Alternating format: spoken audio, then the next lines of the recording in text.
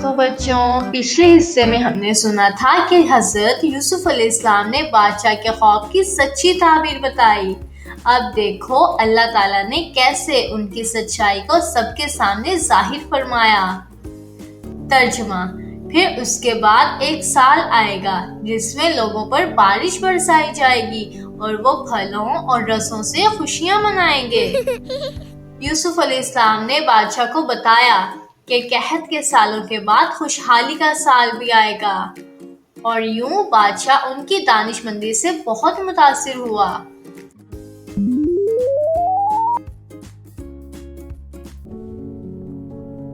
ترجمہ: بادشاہ نے کہا، یوسف علیہ السلام کو میرے پاس لے آؤ۔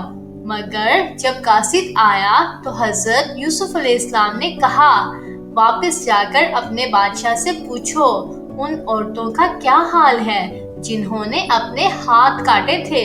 میرا رب ان کے فریب کو خوب جانتا ہے۔ یوسف علیہ السلام جیل سے فوراً نکلنا نہیں چاہتے تھے۔ امی جان، یوسف علیہ السلام جیل سے فوراً کیوں نہیں نکلے؟ بیٹا، کیونکہ وہ چاہتے تھے کہ ان کی پاکیزگی اور سچائی سب پر واضح ہو جائے۔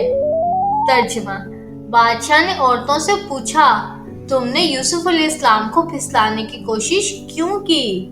سب عورتوں نے کہا، اللہ کی پناہ، ہمیں اس میں کوئی برائی نظر نہیں آئی۔ پھر عزیز کی بیوی بولیں، اب سچ ظاہر ہو گیا ہے، میں نے ہی یوسف علیہ السلام کو بہکانے کی کوشش کی تھی، وہ تو سچے تھے۔